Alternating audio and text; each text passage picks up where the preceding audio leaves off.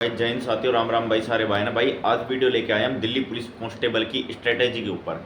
इस टाइम जो रिफॉर्म चल रहे हैं एसएससी में, उस तैयारी के दौरान आपकी तैयारी किस टाइप की रहनी चाहिए, आपको किन चीज़ों पे ध्यान देना चाहिए भी, ताकि आपको सिलेक्शन की रेस से भटकना ना पड़े। क्योंकि भाई दिल्ली पुलिस की जो जॉब है ना, आपकी कांस्टेबल पोस्ट की जिसकी बात करें, दिल्ली पुलिस कांस्टेबल की जो जॉब है ना, बहुत ही बेहतरीन जॉब है। सबसे बड़ी बात है कि दिल्ली पुलिस की जॉब को पाने के लिए दोस्तों बहुत अच्छे फॉर्म भरे जाते हैं। दिल्ली पुलिस कांस्टेबल की जॉब पाने के लिए बहुत से लोग इस चीज़ के लिए ट्राई करते हैं, बहुत से लोग एफर्ट लगाते हैं। तो भाई ये जॉब है ना, ये आसानी से मिलती नहीं है। सबसे शानदार जॉब है, आपकी कैपिटल में, नेशनल की कैपिटल है, वहाँ पे जॉब लगती है।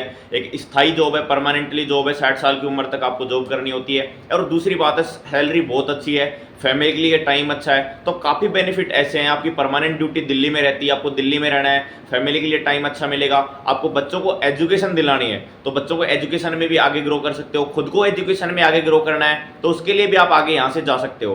तो मतलब एक दिल्ली पुलिस की जॉब कांस्टेबल की है, बहुत बेहतरीन जॉब है। वो सारी चीज़ें फुलफिल आप इस ड्यूटी के दौरान वहाँ पे जाके कर सकते हो। तो एक बहुत बेहतरीन जॉब होने के नाते आपको बहुत ही बेहतरीन इस चीज़ की तैयारी करनी होती है। अब उस तैयारी के दौरान आपको इन गलतियों से बचना चाहिए और आपको इन चीज़ों को ध्यान रखना चाहिए, ताकि आपका अपनी सीट है ना वो फाइनल हो सके। जो भी भाई बहन अपनी दिल्ली पुलिस कांस्टेबल की तैयारी करने में लग रहे हैं इस टाइम, उनको एक चीज़ ध्यान रखनी है। अभी मेन चीज़ क्या चल रहा है मुद्दा, कि भाई एसएससी में रिफॉर्म हो रहा है, रिफॉर्म्स हो रहे हैं। मतलब उसका बात मतलब ये है कि भाई अपने वेंडर चेंज हो रहा है। और एसएससी ने अभी बोला भी है कि भाई आपका एग्जाम कैलेंडर है वो टेंटेटिव समय के लिए, कुछ समय के लिए आपका रोक दिया गया है। वो एग्जाम कैलेंडर पिछला वाला है, उसको नया डाला जाएगा, यानी उसको दोबारा से उसका रिफॉर्म किया जाएगा। उसका एसएससी में रिफॉर्म चल रहे हैं। तो एग्जाम कैलेंडर जो आपका पिछला आया था, जिसमें दिल्ली पुलिस की वैकेंसी आपकी सितंबर में आनी थी, आपके नवंबर दिसंबर में आपके एग्जाम होने थे, तो वो उसको हेल्ड पे कर दिया गया है। तो अब उसका नया नोटिस निकल के आएगा। जब एसएससी का एग्जाम कैलेंडर नया आउट होएगा तो उसमें पता चलेगा कि अपने दिल्ली पुलिस की वैकेंसी कब आ रही है। तो दोस्तों सबसे पहली बात है कि आपके अपने एग्जाम डिले हो रहे हैं क्या नहीं हो रहे हैं। देखिए दोस्तों, एग्जाम तो मुझे जहां तक लगता है लगभग कन्फर्म 2 से 3 महीने डिले हो रहे हैं। यानी वैकेंसी का नोटिफिकेशन जो सितंबर में आ रहा है वो आपका नवंबर दिसंबर तक आपको देखने को मिल सकता है। 10% चांस है कि आपका अगले साल जनवरी तक जाए, बाकी 90% चांस है कि आपका एग्जाम इसी साल कंडक्ट करवा लिए जाएंगे। यानी इसी साल आपके फॉर्म तो एटलीस्ट, आपके नोटिफिकेशन तो, आपको एडवर्टाइजमेंट तो वैकेंसी का देखने को इसी साल मिल जाएगा। तो ये एग्जाम आपके फरवरी तक जा सकते हैं। तो यानी 2-3 महीने का आपको एक्स्ट्रा टाइम मिल रहा है। तो दोस्तों इस टाइम आपको बिल्कुल, सबसे मेन बात है, रिलैक्स नहीं होना है।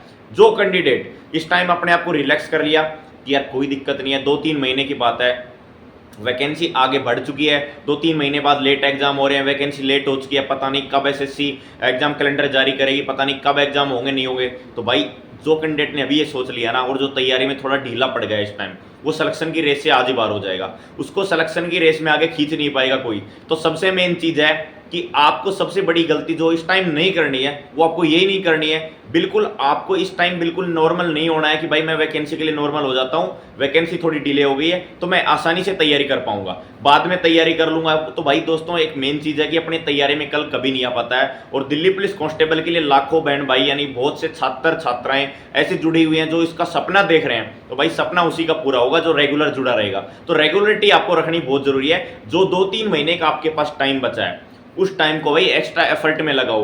जो चीजें आपकी कमी रह गई उनको सुधार करने में लगाओ। अब ये सोचो कि हो सकता है मेरा एक बार सिलेबस कवर होता और सिलेबस खत्म होने के बाद मैं एक बार ही रिवीजन कर पाता। अगर 2-3 महीने आपको एक्स्ट्रा मिले हैं तो उसको 2 बार कवर कर पाऊंगा। इन चीजों पर मत भटको भाई, वैकेंसी क्या होगा क्या नहीं होगा। आपकी वैकेंसी डेफिनेटली आएगी। सबसे पहली बात मैं आपको बता दूं, वैकेंसी आपकी क्लियर आएगी, वैकेंसी को कोई रोकने वाला नहीं है। 2-3 महीने आगे पीछे हो सकती है आपकी वैकेंसी, बाकी वैकेंसी आपको कंफर्म देखने को मिलेगी। दूसरी चीज, आपके एग्जाम भी ऑन टाइम होंगे, सब चीजें टाइम पे होंगी। उस चीज से बिल्कुल आपको डरने की जरूरत नहीं है। डरना है तो खुद से डरना है कि मैं मेहनत कहीं कमजोर ना कर दूं, मैं अपनी मेहनत में कहीं कमी ना रख दूं। तो खुद से डरना है, दूसरी चीजों से नहीं डरना है। अगर खुद में कमी रह गई तो इस सिलेक्शन की रेस से बाहर हो गए। वरना अभी से जो तैयारी कर रहे हो, जिस तरीके से पहले बताया था और जिस तरीके से अभी बताऊंगा, इन चीजों को सुधार करनी है तो आपको तैयारी में कहीं कमी नहीं आएगी। आप तैयारी कहीं नहीं रुकोगे और आपके फाइनल सिलेक्शन, जो वर्दी पहनने का सपना आप देख रहे हो, वो वर्दी पहनने का सपना भी साकार होगा। तो मेन चीज जो मैं बता रहा हूं भाई दोस्तों, बिल्कुल इस टाइम बिल्कुल कमजोर नहीं पड़ना है। इन चीजों को लेकर माइंड में डाउट नहीं आना है। एक जो छात्र पूछ रहे कि एज का क्या रहेगा, भाई जहां तक 99.9% मैं आपको कंफर्म बता देता हूं, अगर 1 जुलाई 2025 से आपकी एज काउंट की जाने वाली थी, चाहे वो वैकेंसी अगले साल जनवरी में आए, आपकी एज काउंट है जो 99.9% आपकी 1 जुलाई 2025 से ही काउंट की जाएगी। तो इस चीज को लेकर डाउट में ना रहें, अपनी तैयारी सुनिश्चित तरीके से करते रहें। अब सबसे मेन पॉइंट बात करते हैं कि इस टाइम आपकी स्ट्रेटेजी क्या रहनी चाहिए, किस तरीके से आपको तैयारी करनी चाहिए। भाई इस टाइम स्ट्रेटेजी का मतलब ये, आप पिछले 2-4 महीने से तैयारी कर रहे होंगे, तो आपने लगभग कुछ चीजें देख ली होंगी, किस तरीके से एग्जाम आ रहा है, किस तरीके से नहीं आ रहा है। अब इसमें मेन इंपॉर्टेंट रोल अदा आपका क्या कर रही है, देखो सबसे पहले वो पता होना बहुत जरूरी है। इसमें सबसे ज्यादा रोल अदा कर रही है आपकी जीके। जीके कितने नंबर की आ रही है, 50 नंबर की। 10 नंबर का क्या आ रही है आपके कंप्यूटर, यानी इसलिए तो दिल्ली पुलिस की कट ऑफ 70 से ऊपर, 70 के आसपास अराउंड रहती है, 70 से ज्यादा नहीं जाती है नेगेटिव मार्किंग होने के बाद, क्योंकि जीके का पार्ट ज्यादा है दोस्तों। जीके में हर कैंडिडेट नंबर नहीं ला सकता है। तो भाई एक तो अपनी मैथ रीजनिंग पे अच्छे से फोकस करो। जो 40 नंबर की आपकी मैथ रीजनिंग है, जिसमें 25 नंबर की आपकी रीजनिंग आ रही है, 15 नंबर की आपकी मैथ आ रही है, उस पर फोकस करने का ज्यादा टाइम है। उस पर ज्यादा फोकस करने के लिए मैं दोस्तों विशेष रूप से इस टाइम इसलिए जोर दे रहा हूं कि जीके में आप कंफर्म नहीं हो सकते दोस्तों कि आपको इतने नंबर लाने हैं। तो जीके मैथ रीजनिंग में इस टाइम आपको क्या करने की जरूरत है, मैथ रीजनिंग के सबसे पहले क्लास वाइज जो आप क्लास ले रहे हैं उसके टॉपिक वाइज को अपने क्वेश्चन करते जाओ, उनको खत्म करते जाओ। अगर आपने प्रॉफिट लॉस का चैप्टर आज पढ़ा है, प्रॉफिट लॉस को करते जाओ, उसके बाद उसकी प्रैक्टिस करो और उसके बाद उसका चैप्टर टेस्ट लगाओ।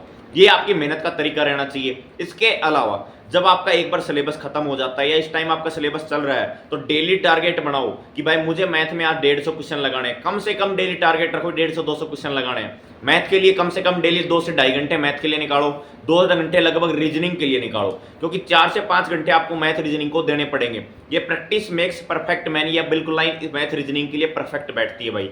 क्योंकि अगर आप इन चीजों पर जितना टाइम देंगे आपके लिए उतना ही अच्छा रहेगा।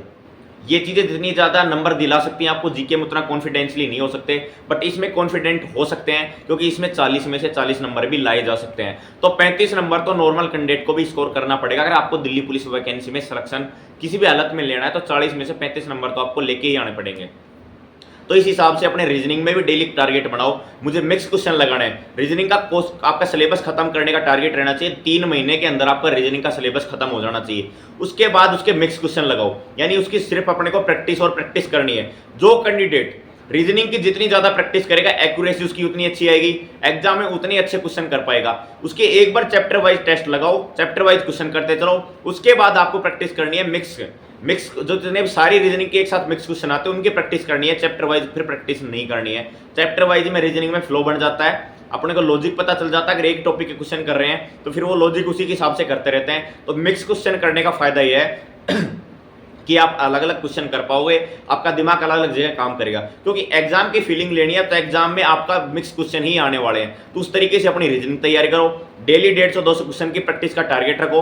रीजनिंग कहां से प्रैक्टिस करनी है, अपनी बुक लेके आए हो तो बुक से प्रैक्टिस करो। बुक नहीं ले रखी तो CGL, CHSL, CPO, SSC, GD, MTS वगैरह रेलवे के एग्जाम हो रहे हैं, ग्रुप डी वगैरह के हो रखे हैं, NTPC के हो रखे हैं, टेक्नीशियन के हुए हैं, लोको पायलट SI के, कांस्टेबल के हुए हैं, उनके प्रैक्टिस करो रीजनिंग के, उनकी डेली प्रैक्टिस करो। क्योंकि एग्जाम TCS ने लिए हैं। और भाई रीजनिंग तो रीजनिंग है, कहां से अलग आएगी, 2-4 टॉपिक ऊपर नीचे होते रहते हैं, तो रीजनिंग वहीं से पूछी जाती है। तो उसकी प्रैक्टिस करो, आपको ऑथेंटिक क्वेश्चन पता चलेंगे। तो प्रीवियस ईयर क्वेश्चन सिर्फ दिल्ली पुलिस के नहीं करने, ऐसा ही मैथ में फॉलो करना है आपको।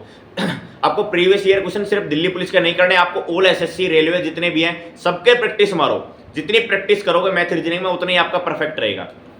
अब दोस्तों बात करते हैं जीके के ऊपर कि जीके की प्लानिंग इस टाइम आपकी क्या रहनी चाहिए। भाई जीके के प्लानिंग के लिए सबसे बड़ी बात है कि जीके को एक एक इंपॉर्टेंट टॉपिक वाइज बांट लो। भाई पॉलिटिकल में कौन से टॉपिक ज्यादा इंपॉर्टेंट है वो आपको सबसे पहले पता होना चाहिए। ज्योग्राफी में सबसे ज्यादा इंपॉर्टेंट टॉपिक कौन से हैं, क्योंकि जीके का सिलेबस है दोस्तों बहुत ज्यादा और अपने को पढ़नी है स्मार्ट स्टडी उसमें। तो स्मार्ट स्टडी एक बार तो नॉर्मल सब चीजें कवर कर लो, उसके बाद इंपॉर्टेंट टॉपिक छाट लो कि यहां से हर बार क्वेश्चन ज्यादा पूछे जा रहे हैं। स्टैटिक जीके का भी आपको पता होना चाहिए। भाई डांस से बार बार क्वेश्चन आ रहे हैं, फेस्टिवल से क्वेश्चन आ रहे हैं, ट्राइबियन जनजातियों से ज्यादातर क्वेश्चन आ रहे हैं, स्पोर्ट्स से बार बार क्वेश्चन पूछा जा रहा है, कबड्डी वगैरह हो गया, क्रिकेट वगैरह हो गया, कौन सा खिलाड़ी किस स्पोर्ट से रिलेटेड है, कौन से खिलाड़ी ने कौन सा मेडल जीता है। तो ये क्वेश्चन बार बार है कि 4-5 क्वेश्चन जो फिक्स हैं। डांस के 2 से 3 क्वेश्चन बार बार आ रहे हैं, ये आपके लगभग फिक्स हैं कि भाई डांस के क्वेश्चन लगातार आ रहे पूछे जा रहे हैं। 2 से 3 क्वेश्चन 50 में से आ रहे हैं, स्पोर्ट्स के 2 से 3 क्वेश्चन आ रहे हैं। तो ये 8-10 क्वेश्चन ऐसे जो आपके बार बार पूछे जा रहे हैं, तो इनको नेग्लेक्ट नहीं करना है। आर्टिकल वगैरह जैसे पॉलिटिकल में देखें तो आपके आर्टिकल वगैरह से रिलेटेड क्वेश्चन बार बार पूछे जा रहे हैं। मॉडर्न हिस्ट्री वगैरह आजकल ज्यादा पूछी जा रही है, यानी आधुनिक इतिहास है जो सबसे ज्यादा पूछा जा रहा है। ऐसे ज्योग्राफी वगैरह ने इंडियन ज्योग्राफी ज़्यादा पूछी जा रही है, वर्ल्ड ज्योग्राफी कम फोकस किया जा रहा है, तो ये चीज़ें आपको पता होनी चाहिए।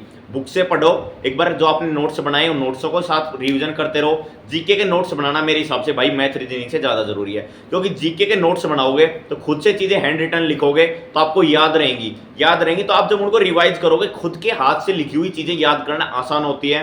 अपन दूसरे के जो चीज़ें डायरेक्टली याद करते हैं वो थोड़ी डिफिकल्ट पड़ती है, तो अगर खुद से लिखे हुए अपने याद करोगे तो वो आपको जल्दी से याद होगी। तो जीके के हैंड रिटन नोट्स बनाने की आदत डालो, हैंड रिटन नोट्स बनाओ, और जीके के साथ सबसे पहले आपने क्लास लिया तो क्लास कंप्लीट करो। फिर उसके बाद उसका जो वीकली आपने खत्म किया है, जो पूरे वीक में आपने जैसे सोमवार से आपकी सैटरडे तक क्लास आती है, मंडे टू फ्राइडे क्लास आती है, सैटरडे क्लास आती है, तो उस दिन क्लास लो। सैटरडे संडे जो भी आपको टाइम मिलता है, एक दिन मिलता है 2 दिन मिलते हैं, उस टाइम पूरे वीक का रिवीजन करने की सोचो।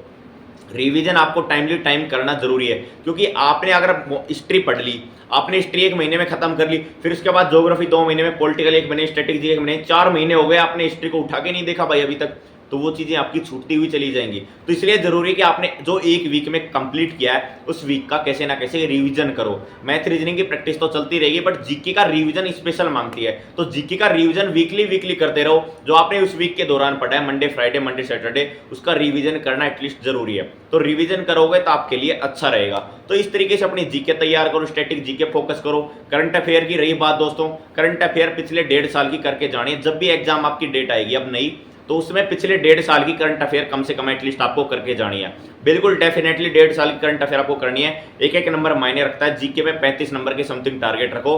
50 में से जिस कैंडिडेट के 35 नंबर आ जाएंगे, 30 प्लस कैंडिडेट के नंबर आ जाएंगे, वो फाइनल रेस की रेस में सबसे पहले आगे हो जाएगा। तो जीके में टारगेट रखो, जीके में अच्छे नंबर लाने की सोचो। रही बात कंप्यूटर की डेली प्रैक्टिस करते रहो, कंप्यूटर की क्लास लेते रहो। जो भी एग्जाम में क्वेश्चन पूछे जाते हैं उनकी थोड़ी प्रैक्टिस कर लो, तो कंप्यूटर में नंबर आसानी से लाए जा सकते हैं। थोड़ा जीके पे फोकस करो और मैथ रीजनिंग पे ज्यादा फोकस करने की आवश्यकता है। तो इस तरीके से अपनी प्लानिंग करो। टारगेट वगैरह के ऊपर भी मैंने अपनी वीडियो बना रखी है भाई। मेल को कितना टारगेट रखना चाहिए, फीमेल को कितना टारगेट रखना चाहिए। तो मेल को थोड़ा एक्स्ट्रा एफर्ट लगाने पड़ते हैं, फीमेल को थोड़ा कम एफर्ट लगाने पड़ते हैं। तो उस हिसाब से सबके अपने अपने अलग अलग टारगेट कर सकते हो। अपनी जो कमजोरियां उन पे ज्यादा काम करने की सोचो। तो इस तरीके से दोस्तों अपनी तैयारी करो। अगर अब भी आपका कोई डाउट रह गया हो तो आप कमेंट बॉक्स में डालना, आपका रिप्लाई जरूर करेंगे। जय हिंद साथियों।